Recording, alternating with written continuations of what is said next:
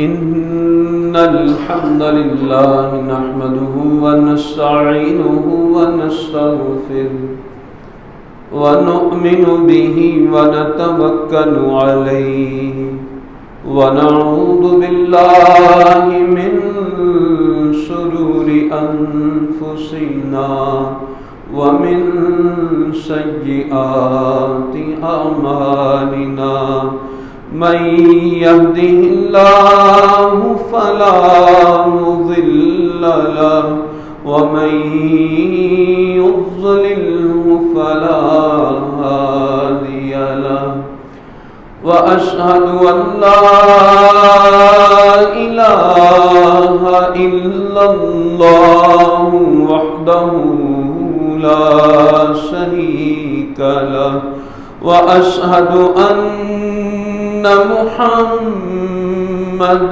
عبده ورسوله يا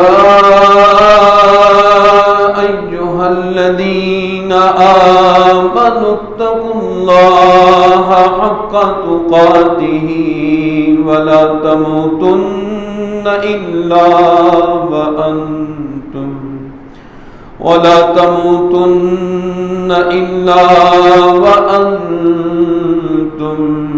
مسلمون يا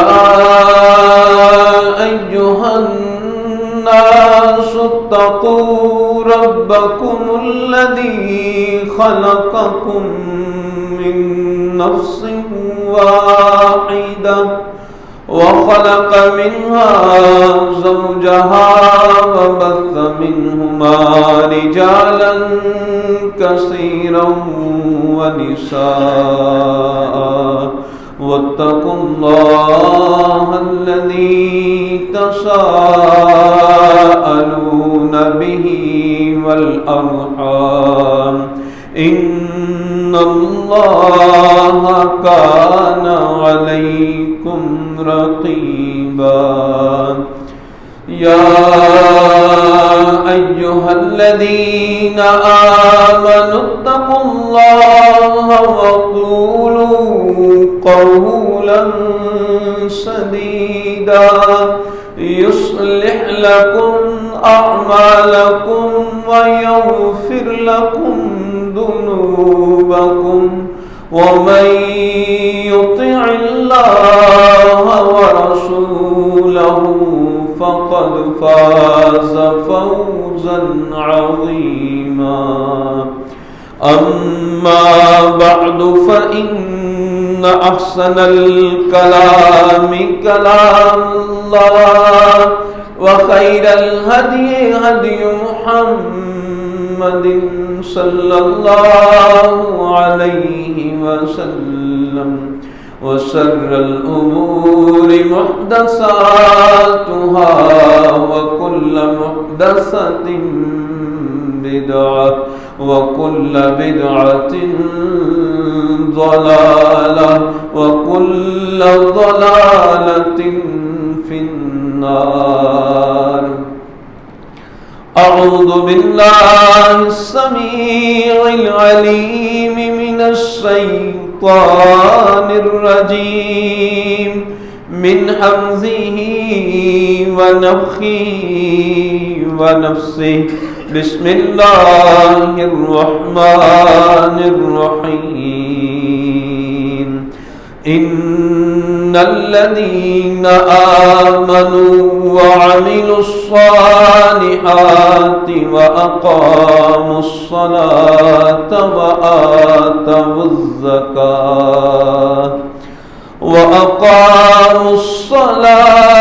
وآتوا الزكاة لهم أجرهم عند ربهم ولا خوف عليهم ولا هم يحزنون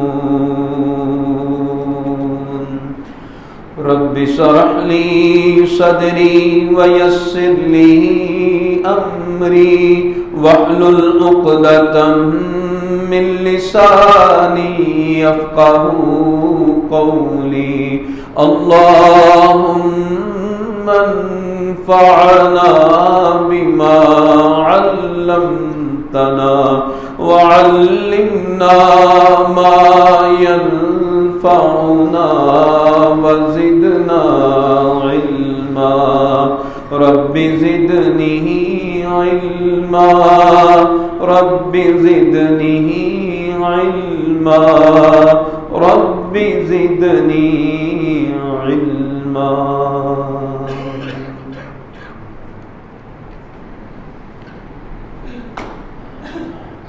ہر قسم کی حمد و ثنا خالق کائنات اور مالک ارض و سما کے لیے ہیں، اور لاکھوں کروڑوں درود و سلام اس ہستی اقدس و مقدس پر جن کا نام نامی اسم گرامی محمد اکرم صلی اللہ علیہ وآلہ وبارک وسلم ہے.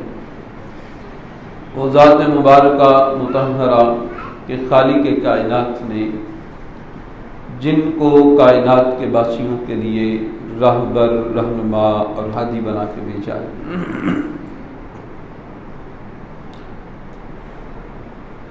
گزشتہ جمعۃ المبارکہ کے خطبہ میں نے اس بات کا ذکر کیا تھا کہ رمضان المبارک کا مہینہ یہ ہمیں بندگی کا سبق دینے آتا ہے. آپ ایک اللہ کے بندے ہیں اور آپ کو اس کی عبادت و بندگی کرنی چاہیے اور اس طرح کرنی چاہیے کہ رمضان ہمیں سکھاتا ہے نماز، اس کی پابندی، شب بیداری، سحر خیزی، اللہ کا ذکر، قرآن مجید کی تلاوت، نوافل، صدقہ و خیرات اور بھی نیکیاں ہمیں سکھاتا ہے کہ رمضان میں یہ ساری نیکیاں کرنی آسان ہو جاتی. تو وہ سبق دے کے جاتا ہے کہ آپ اللہ کے بندے ہیں اور آپ کو اس طرح اللہ کی بندگی کرنی چاہیے.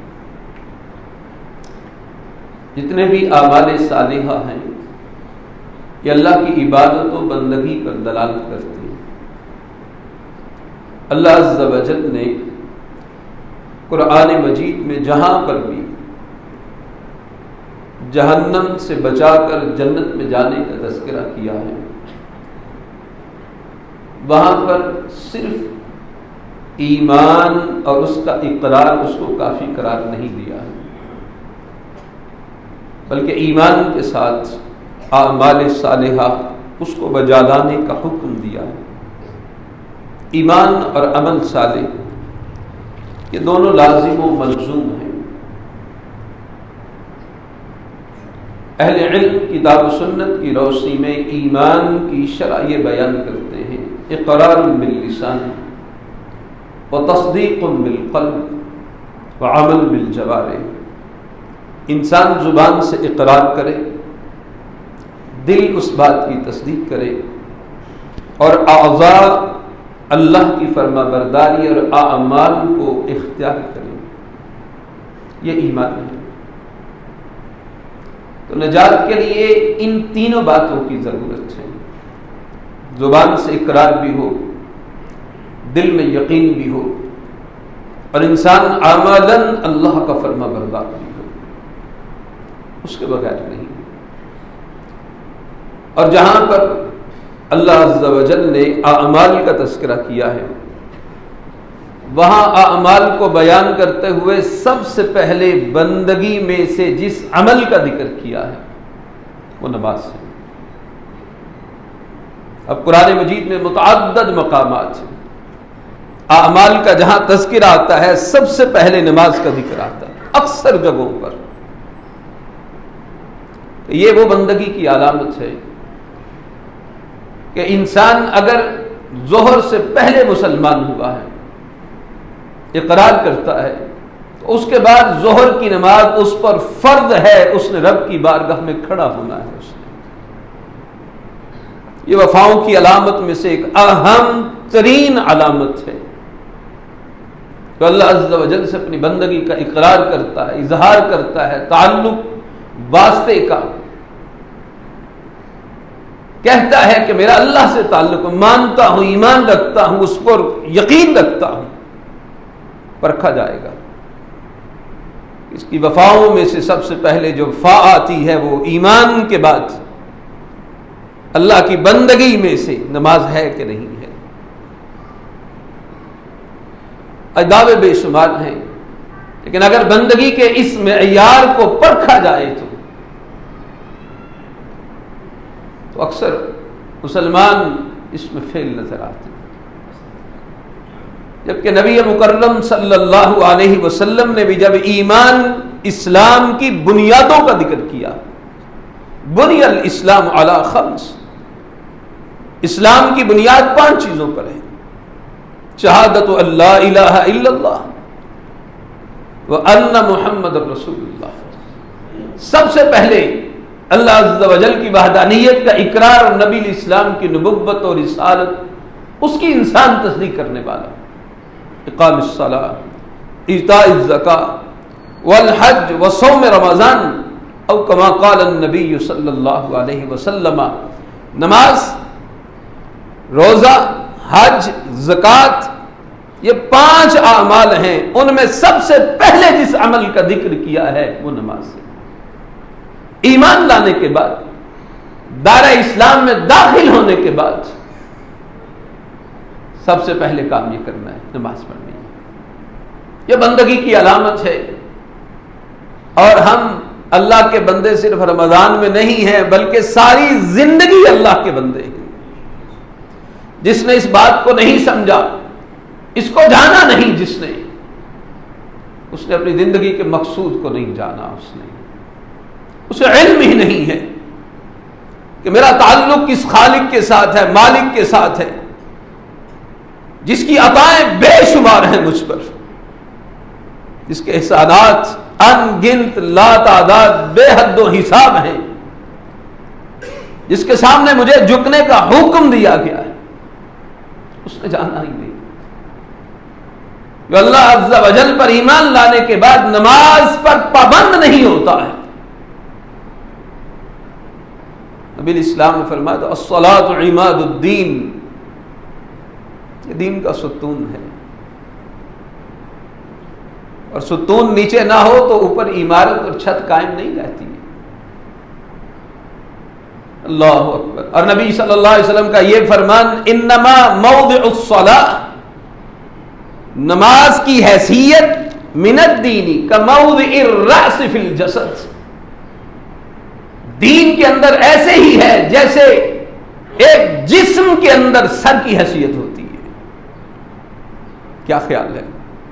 وجود ہو، صحیح سالم ہو، اس کی گردن کٹ جائے، اس کو تو محبوب ترین رشتہ بھی ہو تو گھر میں رکھنے کے لیے تیار نہیں ہوتا ہے۔ بیٹا ہے، بڑھاپے کا سہارا ہے، گردن کٹ گئی، اس کو گھر نہیں رکھتا۔ بیوی جو خامد پر جان چھڑکتی ہے، گردن کٹ جائے تو اس کو اس سے ڈر آتا ہے، خوف محسوس، تنہا اس کے پاس نہیں بیٹھ پائے گی۔ دین میں نماز کی حیثیت ایسے ہی ہے جس طرح جسم کے اندر سر کی حیثیت ہوتی ہے۔ سر نہیں، بے وقت ہے وجود۔ یہ نبی علیہ السلام نے اس لیے فرمایا تاکہ امت کے باشیوں کو احساس ہو کہ نماز کی حیثیت کیا ہے دین کے اندر۔ اور نبی مکرم صلی اللہ علیہ وسلم مفتاح الجنہ، جنت کی کنجی الصلاۃ، نماز۔ بھائی کسی جگہ پہ جانا ہو، دروازے سے داخل ہونا ہو، دروازہ لاک ہو، جب تک آپ کے پاس اس کی یہ چابی نہیں ہے آپ داخل نہیں ہو سکتے۔ نماز اس کے لیے کنجی ہے۔ جنت میں جانا ہے تو یہ چابی پاس ہونی چاہیے نا، یہ چابی ہے جنت کی۔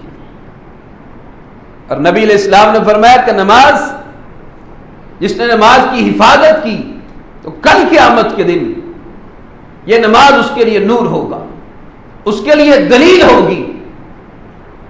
نور بھی ہے، دلیل بھی ہے، اور نجات کے لیے بھی ہے۔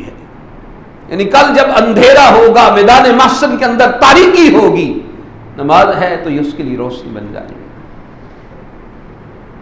جب انسان سے دلیل پوچھی جائے گی آپ اللہ کے بندے ہیں کہ نہیں ہیں، نماز دلیل کے طور پہ پیش کر دی جائے گی، اس کے پاس دلیل موجود ہے۔ جب گھبراہٹ کے سمے ہوں گے، جب پریشانی شدید تر ہوگی، نجات ایک مسلمان مومن موحد کے لیے اس وقت نماز ہوگی۔ یہ وہ چیز ہے۔ ہم نے سمجھا رمضان میں آئیں گے نماز پڑھیں گے تو چھٹی ہو جائے گی۔ بندہ بندگی تب تک نہیں پوری کر سکتا جب تک اس کی زندگی کے آخری لمحے نہیں آ جاتے۔ اس کی زندگی کے آخری لمحوں تک بندگی کا اظہار ہونا چاہیے، اور یہ دنیا میں بھی انسان کے لیے مفید، قبر میں بھی مفید، محشر میں بھی مفید، اور جتنے مراحل ہیں ان تمام مراحل کے اندر نماز سب سے اہم ہے، سب سے اہم ہے۔ نبی صلی اللہ علیہ وسلم نے دنیا کے لیے مثال بیان کی۔ آپ علیہ السلام نے فرمایا کسی کے گھر کے سامنے نہر ہو، دن میں 5 مرتبہ اس میں غسل کرتا ہے تو کیا اس کے جسم پر کوئی میل کچیل باقی رہ سکتی ہے؟ اللہ کے نبی صلی اللہ علیہ وسلم دن میں 5 مرتبہ غسل کرنے کے بعد تو جسم پر کوئی میل کچیل باقی نہیں رہتی۔ فرمایا یہ نماز سے ہے جو دن میں 5 مرتبہ پڑھتا ہے، ایک نماز سے دوسری نماز، دوسری نماز سے تیسری نماز، اس کے درمیان جو وقفہ ہوتا ہے اللہ عز و جل گناہوں کا کفارہ بنا دیتے ہیں۔ ہمیں گناہوں کی معافی کی ضرورت ہے، اور نبی صلی اللہ علیہ وسلم نے فرمایا جب اذان ہوتی ہے، ندا بلند ہوتی ہے، فرشتہ آواز دیتا ہے، اے ابن آدم، جو تو نے آگ بھڑکائی ہے نا اپنے عملوں سے، آؤ اس کو بجھانے کا وقت ہوا چاہتا ہے، آؤ بجھا لو اس کو۔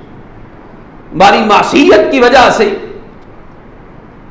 فرشتہ، تمہاری معصیت کی وجہ سے، گناہوں کی وجہ سے، نافرمانی کی وجہ سے، ان اعمال کی وجہ سے جہنم بڑھ جاتی ہے، اس کو بجھا لو۔ رب کی بارگاہ میں قیام کی حالت میں کھڑے ہو کر، رکوع میں جھک کر، سجدے میں اس کی بارگاہ میں گر کر اس کو بجھا لو، بجھ جاتی ہے۔ یاد رکھیں یہ نماز ہم پڑھتے ہیں یا پڑھنے کی کوشش کرتے ہیں، اللہ کو اس کا کوئی فائدہ نہیں، اس کو کیا فائدہ ہے؟ اس کی بارگاہ میں جب سے فرشتوں کو پیدا کیا، جو قیام میں کھڑا ہے وہ قیام کی حالت میں کھڑا ہے، جو رکوع میں جھکا ہے وہ رکوع کی حالت میں جھکا ہے، جو سجدے میں پڑا ہے وہ جب سے اللہ نے پیدا کیا وہ سجدے میں پڑا ہے۔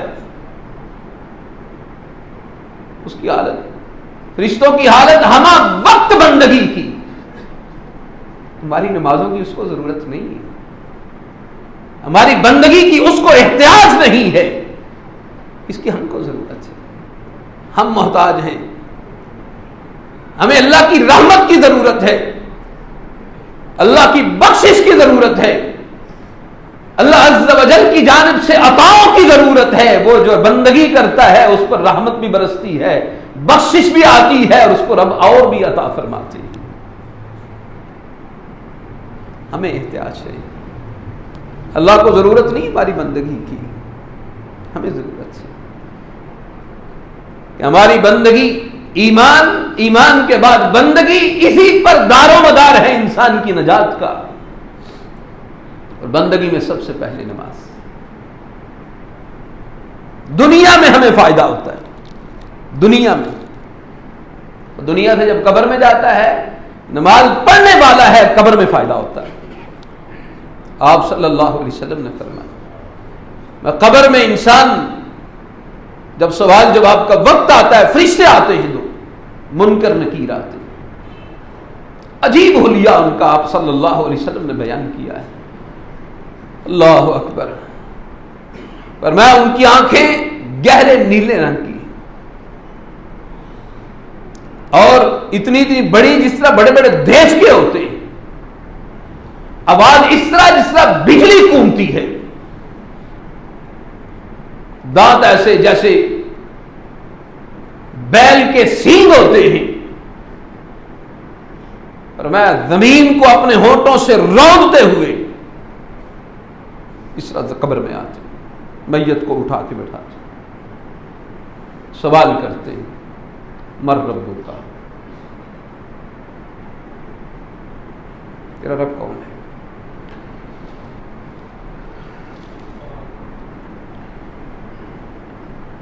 انسان جمعے کے بعد فوت ہو جائے، عشاء کے بعد یہ وقت ہو گیا سوال کا، پھر سے آگے، اور بے شمار واقعات موجود ہیں جن کے بارے میں کبھی سوچا بھی نہیں تھا یہ ہاتھوں سے ایسے نکل جائیں گے، ہاتھوں سے نکل جاتے ہیں، اور ہمارے لیے تو بس یہی دکھ ہوتا ہے نا کہ ہاتھ سے نکل گئے، نہیں اس کی آخرت کی منزل شروع ہو گئی یار۔ من مات فقد قامت قیامت، جو مر جاتا اس کی قیامت قائم ہو جاتی۔ قبر میں فرشتے آ کے سوال کرتے مر ربک، تیرا رب کون؟ اب یہاں پر وہ جو بندگی کرتا رہا، نماز پڑھتا رہا، آپ صلی اللہ علیہ وسلم نے فرمایا جب اس کو اٹھا کے بٹھائیں گے تو اس کو ایسا محسوس ہوگا جس طرح سورج غروب ہونے والا ہے، دن کا آخری پہر ہے، اور اس کو سب سے پہلے خیال یہ آئے گا کہ وقت کم ہے، کہیں میری نماز کا وقت نہ نکل جائے۔ آپ نے فرمایا اس پر کوئی خوف نہیں ہوگا، کوئی دہشت نہیں ہوگی، ورنہ اجنبی مخلوق، تنہائی، قبر کی تاریکی، اور فرشتے، خوف، صورت، اس پر کوئی خوف نہیں ہوگا۔ اس منظر کو دیکھ کر وہ پوچھیں گے من ربک، تیرا رب کون ہے؟ اور کہے گا ایک منٹ ٹھہر جاؤ، مجھے عصر کی نماز پڑھ لینے دو، کہیں میری نماز کا وقت نہ نکل جائے۔ وہ پھر پوچھتے ہیں من ربک، پھر یہی جواب دیتا ہے، تیسری مرتبہ پھر سوال کرتے ہیں من ربک، پھر یہی بات دیتے ہیں۔ وہ کہتے ہیں بھائی وہ آپ دنیا میں چھوڑ آئے ہیں پیچھے، وہ نماز جو پڑھنی تھی وہ جو پڑھ آیا ادھر وہ پڑھ آیا ہے، اور تو پڑھ آیا ہے، تو اتنے یقین سے، ایقان سے، غیر متزلزل کیفیت میں سوال پر توجہ نہیں، نماز کی فکر اس قدر تمہیں ہے، تو پڑھ آیا ہے، تو وفاؤں کو نبھا آیا ہے، تو رب کی عطاؤں کو ساتھ لے آیا ہے، وہ دنیا میں پیچھے چھوڑ آیا ہے۔ اب یہ بتا مر ربک کا، تیرا رب کون ہے؟ اس کے لیے سوالوں کے جواب مشکل نہیں ہے۔ کہا مجھے کیا پوچھو پھر رب کون ہے جس کی بارگاہ میں دن میں 5 مرتبہ جھکنے کے لیے بے قرار اور طلب ہوتی تھی، وہی میرا رب، اور کون رب ہے میرا؟ ما دینک، دین کیا ہے؟ دین وہ جو نبی علیہ السلام نے لے کے آئے ہیں اور جس میں بندگی کی اول شرط نماز ٹھہری ہے۔ من نبی کا، نبی کون ہے؟ کہا جس کی وفاؤں میں زندگی تمام کی اور جس نے زندگی کے آخری لمحے یہ صدا دی تھی نا الصلاۃ الصلاۃ الصلاۃ، اور اسی کو نبھاتے نبھاتے زندگی تمام کر کے آیا ہوں، وہی میرا رسول اور نبی ہے۔ رشتے کہتے ہیں نم کا نومت العروس، اچھا خوش قسمت ٹھہرا تو، وفاؤں کے سبق ساتھ لے آئے، وفاؤں کے اعمال ساتھ لے آیا، اب سو جا جس طرح نئی نویلی دلہن سوتی ہے۔ قبر میں جاتے ہی نماز، یہ جواب کون دے گا یار؟ اس کو دنیا کی زندگی میں نماز کی فکر ہوگی، جو سارے کام چھوڑ کر رب کی بارگاہ میں آتا ہے وہ جواب دے پائے گا۔ جسے نماز پڑھی نہیں، جس کو فکر نہیں، وقت ڈھل جاتا ہے، سورج مغرب کی آغوش میں چھپ جاتا ہے اور وہ چھپتا ہوا دیکھتا اپنے کاموں میں مصروف رہتا ہے، سورج غروب ہو گیا، عصر پڑی کوئی نہیں، فکر ہی کوئی نہیں اس کو، اس وقت اگر سورج ڈوبتا ہوا دیکھے گا تو پھر کیا کہے گا؟ وہ کچھ نہیں کہے گا۔ اس کی زندگی میں لمحات آتے رہے، چلتے رہے، اس نے کبھی دنیا کی زندگی میں پرواہ نہیں کی، اس وقت اس کو جواب نہیں آ پائے گا۔ وہ یہ نہیں کہے گا کہ ٹھہر جو مجھے نماز پڑھ لینے، تو نہیں کہہ پائے گا۔ اس وقت وہی جواب دے پائے گا جو دنیا کی زندگی میں اللہ کی بندگی میں اول علامت جو ہے ایمان کے بعد رب کی بارگاہ میں 5 مرتبہ جھکنے کے لیے بے قرار رہا کرتا تھا۔ وہ جواب دے گا. وہ بندگی کے اس عملی مظاہرے کے بعد قبر میں اس کا جواب دے پائے گا. سو جا، میدان محشر میں قیامت کے دن اٹھایا جائے گا. اور آپ صلی اللہ علیہ وسلم نے فرمایا کل قیامت کے دن عبادت میں سب سے پہلے سوال نماز کا. قبر میں بھی ابتدا نماز سے ہوگی، حشر میں بھی میدان میں جا کے جب سوال جواب حساب کتاب شروع ہوگا تو نماز سے شروع ہوگا. اور فرمایا جس نے نماز پڑھی ہے، جو نماز پر کاربند رہا، پہلا سوال کامیاب ہو گیا، اگلے سوال اللہ تعالیٰ آسانی فرما دیں گے. پہلے سوال میں کامیاب تو باقی بھی اللہ تعالیٰ آسانی فرما دیں گے. اللہ اکبر. وہاں پر جا کر بھی نماز، بلکہ حساب کتاب سے پہلے جب ساری مخلوق موجود ہوگی، آدم علیہ السلام سے لے کر آخری انسان تک سب موجود ہیں. اللہ عز و جل فرماتے ہیں بندگی کا اس وقت امتحان ہو جائے گا. یوم یکشف عن ساق ویدعون الی السجود فلا یستطیعون خاشعۃ ابصارهم ترهقهم ذلہ وقد كانوا يدعون الى السجود وهم سالمون. صحیح بخاری اور باقی کتب حدیث میں بھی اس آیت مبارکہ کی شرح میں یہ بات موجود ہے.